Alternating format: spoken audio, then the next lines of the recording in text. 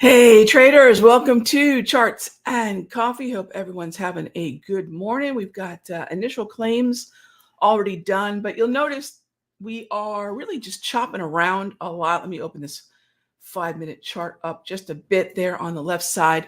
You'll take a look that we're chopping around quite a bit. There's your 8:30 reaction to the hot zone. Quick move to the downside. We just took it all back. So it's like it never even happened. And we sit here just right hovering above the previous session close at 19,087 and a quarter on the NAS.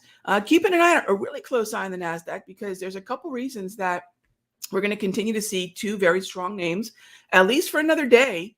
And that is the very probably last gasps of strength in Nvidia as we go into the split. Now, remember, traders are a very different breed than, say, what investors, right, are. And that means that if I'm an investor, I bought Nvidia and I want my split and I've got to hold it into today's close. But traders, if you're just looking to take advantage of the announcement on earnings, the profit taking is likely going to start happening because, yeah, maybe we might follow through. Nvidia just could be one of those names that doesn't have that typical 10% pullback, doesn't have that typical buy the rumor, sell the news, right? A lot of enthusiasm about the move that we've seen here, but that's a trader window. The investor window happens after. Now, if you're saying, Rog, I would like to own Nvidia, wait till after the profit taking, wait till after the split, and we'll likely see that pullback. And again, it's roughly 10%. Does it have to be 10? No, it could be 7. But the bottom line is expect some profit taking. And what is profit taking, gang? If you're long, it's simply selling, right? Everything at the end of the day, whatever name we give it, profit taking, short squeeze, whatever, it's just what is the mechanical thing happening in the background. So I would absolutely look for some profit taking in the wake of that. Now, that's the June 6 to June 7 window. What about Apple? Apple's another very strong name. Apple has a window that pushes out to June 10, which isn't all that far away. And Apple will likely experience something very similar going into WWDC. Not anywhere near as obviously bullish a catalyst as a split, but certainly it has been quite strong, oftentimes defying what the broader average, the NASDAQ, has been doing in other NASDAQ weighted sectors. So if you have an individual narrative on a stock and it can just ignore the other narratives that are happening to the index, oftentimes it'll just do its own thing. And that's really a big part of what Apple and Nvidia have been doing. But there's a countdown, right? And the countdown is when we get to the event, that's when the profit taking typically kicks in. All right. So with that being said, what do we have here? Look, I know there was a lot of doom and gloom not too long ago, but what is doom and gloom to one group of traders can definitely be a dip to another. We want to continue to be pretty bullish on what's happening with the indices. Now, we're going into the second week of June. So if there is any first 3 days of the week type buying, which is just a rhythm, it's just a tendency, it's just a way in which the last few days of the trading month, the redemptions, people paying themselves, we saw quite a bit of end of month shenanigans on the 31st, probably the wildest of the year, second only to April's end of month. I will probably look for something very similar at the end of June because that's going to be the end of the quarter. So if you're wondering about sector rotation right now, just hit the pause button on that. And I would look at that closer to the end of the month. In the meantime, as long as, and everything is going to come down to tomorrow's non-farm. So the PCE was pretty flat. Right? There wasn't a whole lot going on there. Jolts was pretty flat, not a whole lot going on there. So there wasn't really that much of an adjustment to the expectations about rate cuts or hold. And NFP is the next big hot zone that's going to happen that will give us insight into what the messaging is going to be from the Federal Reserve based on the data. So this is the way that typically works. If the number is higher, hotter, expect a sell-off not a massive sell-off, just expect weakness in indices, because that simply means that there's no reason for Jerome Powell and company to do anything. However, if it's a miss, and it can't be a little miss, we saw that it was a little miss on Jolts Nothing really happened. If there's a larger miss, what was the consensus? And remember, there's no one consensus number. It will be a range. So based on that consensus, if it's a miss, if it's lower, look for equities to rally. All right. That being said, I got a lot of questions about, Rog, what went on with the indices yesterday? And this is why it's so important to take a look at economic events. And let's open up the 5-minute chart. And of course, if you have any questions, type them on in. Let me show you how important certain events that are easy to overlook, because it's not what necessarily financial media is going to be talking about, but you'll know, and you'll know to prepare for that. So yesterday, let's take a look at yesterday. So this is the action from, let me make sure I'm in the right spot. All right. Yes. So I want to take a look at the 5th. This is the morning of the 5th. Things are just, kind of doing their own thing. It was pretty strong. We had mostly green candles. We had an uptrend between 5 and 7 a.m. But things got choppy between 7 and 9, kind of regained the uptrend right before the bell. But then at 9:45, you'll see some volatility, right? 9:45, and then again around 10. And the big candle that shot up around 9:20 to 10:30. The Bank of Canada cut rates by 0.25%. They went from 5% to 4.75%. And as much as you might say, but Rog, that's Canada. That's the Bank of Canada. What's it matter? Take a peek. It matters a lot. So if you look at the structure from about 9:45 forward, which is when their monetary policy is released, what was that? Well, thank the Bank of Canada. And that was a big reason for that move. We traded the NQ, QQQ calls, MNQ. If you're wondering, how does this choose your own adventure work? One of the things that we teach in the mastery, aside from, looking at the market, individual setups, the bigger idea of the Sector Secrets Mastery, and really the bigger idea of trading, is what are those connective threads? Of course, we want to know catalysts, like we just talked about, but what are those connective threads that allow us to look at something like NQ and trade MNQ, QQQ, or options on the futures? It's all the same trade.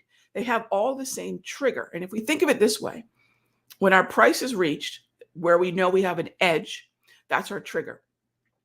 A trigger is timing, right? It's not just, well, let's buy it because we expect it to go up.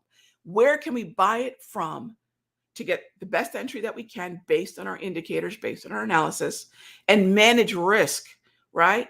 So a trigger is timing, and timing is trading, right? So, that's what we say, no trigger, no timing, no timing, no trade.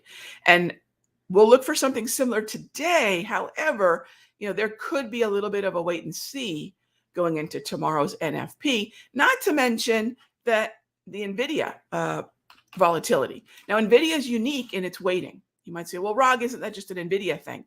Again, thinking about weighting. Nvidia is heavily weighted, of course, in the SMH. And for those of you wondering, Rog, could this be an opportunity to buy the dip in SMH? That's going to be my preference.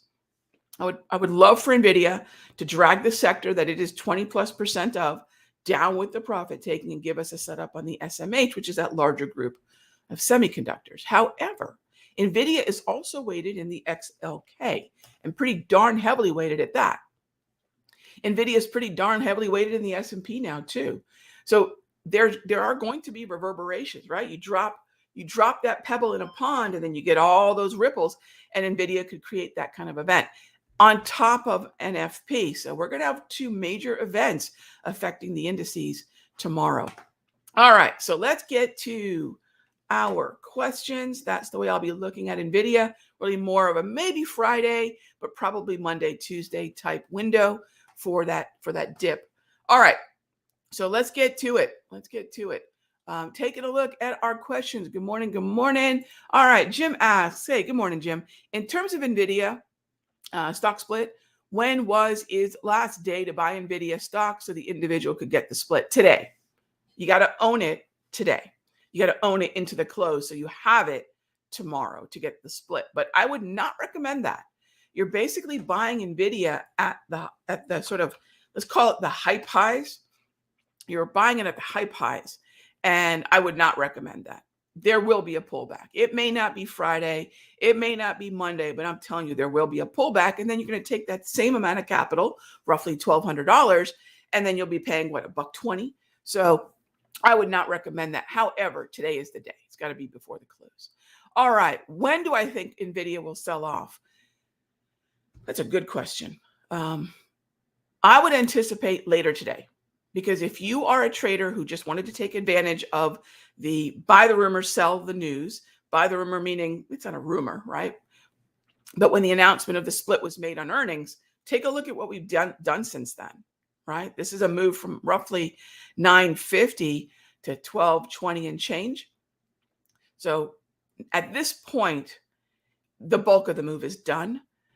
Could we get one more surge of, frankly, traders who are just realizing, oh my gosh, I want the split? Yeah, maybe. But I think the most number of traders, and frankly, the most educated traders, are already in, have been for a while, and they're going to want to realize a profit before the split because they know the tendency, although there's always an exception. I don't believe Nvidia will be an exception, but there's always an exception. But they'll probably start to close those positions out into the close. So I would keep an eye in the afternoon. Now, that's a scenario. Let's see if it actually pans out in price.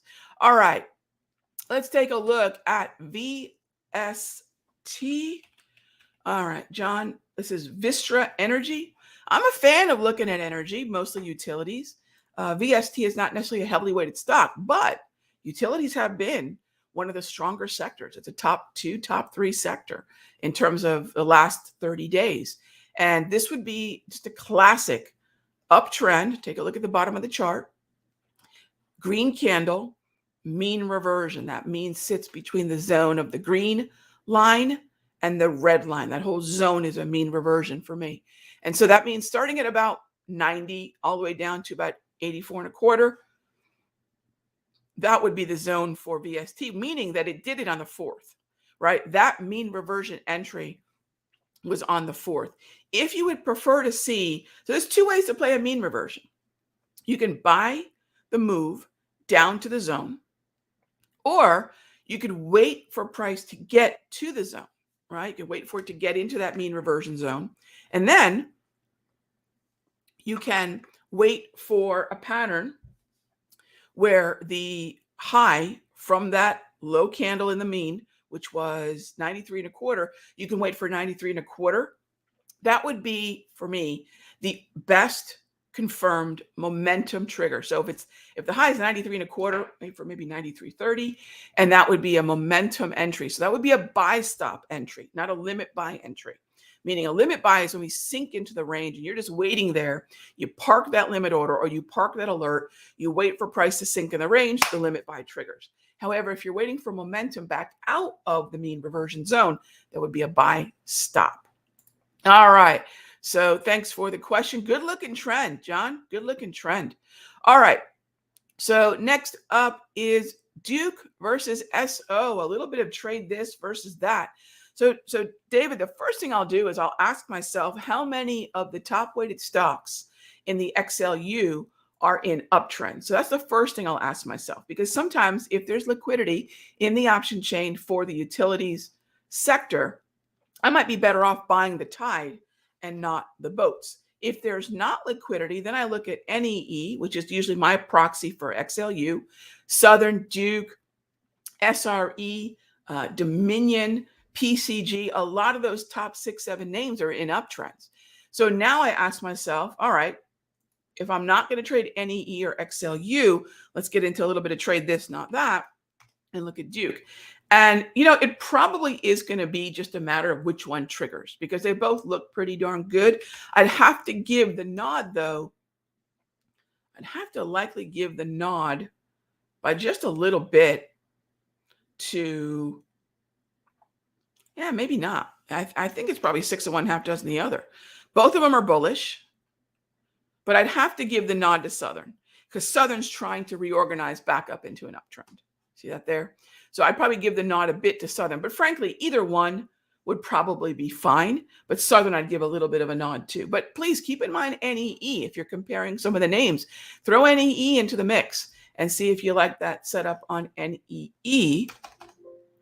That is your number 1 weighted stock in XLU. And if the idea is to capitalize on the strength of XLU, that might be another one to keep an eye on. All right, Sandra asked, do all brokers offer trading options on futures? Great question. So Sandra, most do. I know that you can with Thinkorswim. Now, here's the thing. If a brokerage offers futures trading, they're very likely going to offer options on the futures, but definitely ask them. But Thinkorswim, you can. Tasty, you can. Those two I know for sure. I actually have accounts with both. I don't know about Tradier. I haven't traded options through Tradier.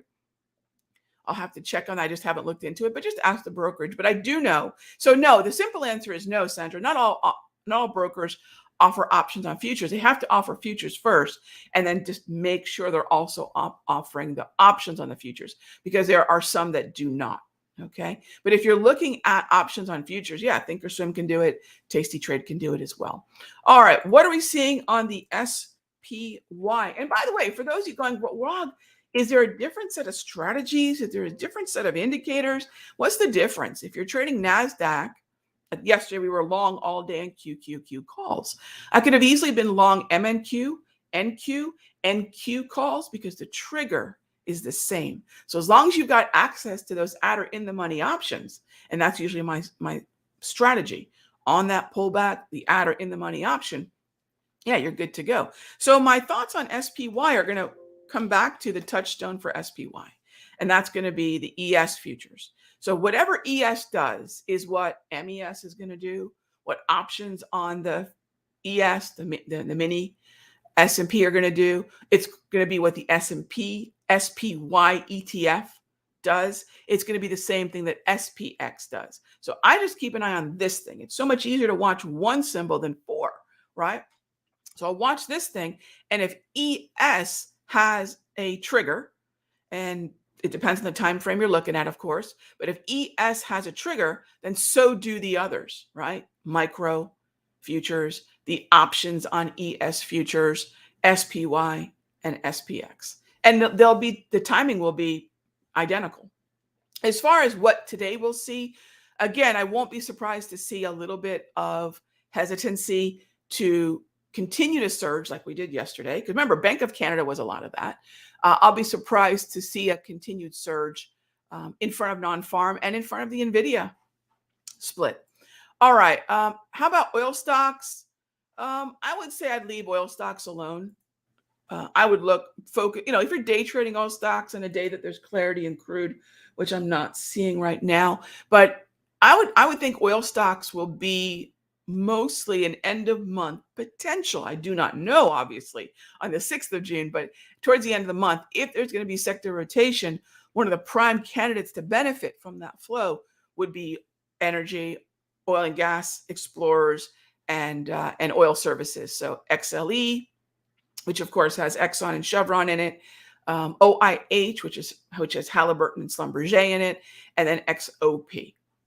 All right, next up, does the daily NASDAQ have a 1, 2, 3? Let's take a peek. So 1, 2, 3s, there can be a continuation type pattern, or there can be a reversal pattern. And I would say neither right now. The last 1, 2, 3 on the NAS was with the low 1 point on April 19, the high point on April 29. The number 3 point was May 1. So there's your 1, 2, 3. And then we broke out on the 6th. And that's the last time we had a 1, 2, 3 on the daily NAS. And so right now, no, I don't have that. And I don't look at it in an uptrend or in a continuation context. I don't use it as much. I prefer to see it more as a potential reversal. All right, gang, as always, thank you so much for being here for Charts and Coffee. I will see you all tomorrow, same time, same station. We'll see what non-farm payroll brings. Till then, be good to each other.